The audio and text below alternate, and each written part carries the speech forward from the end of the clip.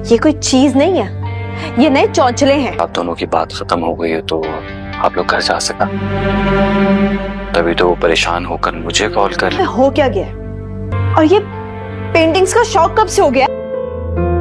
दादू uncle से बात कर ली है मैंने, वही मजबूरी और परेशानियों की तशरीह करके ही तो फायदा उठाते हैं वो। अस्सलामुअलैकुम नाज़रीन आप देखने जा रहे हैं ड्रामा सीरियल नकाब की नेक्स्ट आने वाली एपिसोड बहुत ही ज़्यादा इंटरेस्टिंग होने वाली है, क्योंकि ज़ारा ईमान के पीछे हाथ धोकर पड़ी है और इसकी स्टोरी भी बहुत लाजवाब है। और इसी वजह से अगर आप हमारे चैनल पे नए हैं तो हमारी वीडियो को लाइक करके हमारे चैनल को सब्सक्राइब कर दें, ताकि हम आपके लिए अच्छी अच्छी नई वीडियो बनाते रहें। जी चलते हैं ड्रामे की स्टोरी की तरफ। जैसा कि आप जानते हैं कि ज़ारा ईमान से बहुत ही ज़्यादा नफ़रत करती है और इसी के चलते वो यही चाहती थी कि ईमान की शादी हो जाए और ईमान मेरे शोहर का पीछा छोड़ दे। और जिस तरीके से ईमान की तरफ मेरा शोहर अट्रैक्ट होता है और मुझे ये बिल्कुल अच्छा नहीं लगता कि फ्यूचर में वो कहीं उससे शादी ही ना कर ले, इस बात का डर मुझे सताता रहता है। इसी वजह से ज़ारा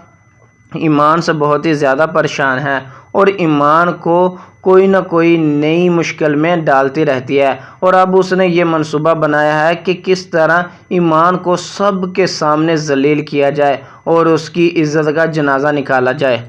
और फिर वो अपने मंसूबे को तकमील देते हुए आद के पास जाएगी और आद को कहेगी कि तुम किस तरह की लड़की से शादी करने जा रहे हो। वो तो ये बात सुनकर बहुत ही ज़्यादा हैरान हो जाएगा और उससे पूछेगा कि तुम कहना क्या चाहती हो, ज़रा खुल के बताओ। वो फिर आगे से ज़ारा कहेगी कि ईमान जैसी लड़की बहुत ही नीच और घटिया किस्म की लड़की है, जो कि दूसरों के शोहर पर डोरे डांटती फिरती है और इसी वजह से तुम्हारे साथ भी वो शादी कर रही है और तुम्हें भी बर्बाद करके ही छोड़ेगी। ये बातें सुनकर आद को बहुत ही ज़्यादा गुस्सा आ जाता है और वो कहता है कि ईमान बिल्कुल ऐसी लड़की नहीं है, वो बहुत ही ज़्यादा अच्छी लड़की है और मैं उससे मोहब्बत करता हूँ और वो भी सिर्फ़ और सिर्फ मुझसे ही मोहब्बत करती है। और तुम अपनी ज़ुबान संभाल कर बात करो, तुम्हें नहीं पता कि तुम किसके बारे में क्या बात कर रही हो।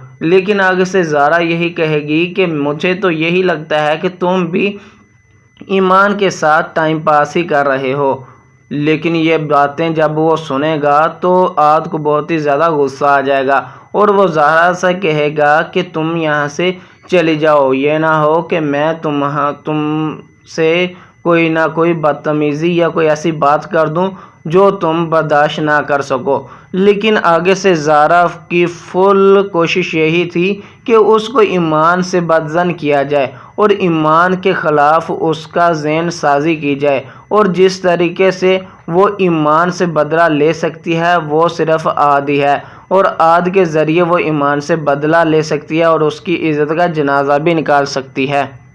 तो नाज़रीन खैर आद वहाँ से चला जाता है और नेक्स्ट डे में आप देखेंगे कि वो अपनी माँ के पास जाएगा और उसकी माँ उसे कहेगी कि हाँ बेटा, अब तो मैं यही चाहती हूँ कि तुम्हारे लिए अच्छी सी लड़की ढूंढकर तुम्हारी शादी करवा दी जाए। फिर आगे से आद कहेगा कि मम्मा जानी मैंने तो अपनी पसंद की ही शादी करवानी है और मैं उसको पसंद भी करता हूँ और मैंने एक लड़की ढूंढ भी ली है। तो ये बातें सुनकर आद की माँ बहुत ही ज़्यादा खुश हो जाएगी और वो यही सोचेगी कि यहाँ पर ईमान की बात नहीं हो रही, ये कोई और लड़की है। लेकिन नाज़रीन जैसे ही आद ये बातें कर रहा होगा तो ईमान भी दूसरे कमरे से बाहर आ जाएगी, जहाँ पर ज़ारा ईमान को बहुत ही ज़्यादा कुछ सुना देती है और वो सब कुछ सुनकर बाहर आई होगी और उसकी बहुत ही ज़्यादा तबीयत ख़राब होगी और उसको इतनी इंसल्ट करवा कर कोई भी बात अच्छी नहीं लग रही होगी। तो जैसे ही आद उसको देखेगा और वो अपनी माँ से कहेगा यही तो वो लड़की है जिससे मैं मोहब्बत करता हूँ और जिससे मैं शादी करना चाहता हूँ, तो फिर वो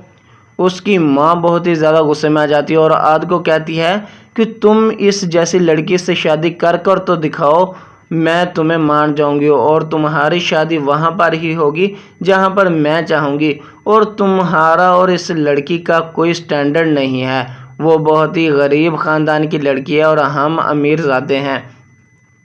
تو ناظرین یہ باتیں سن کر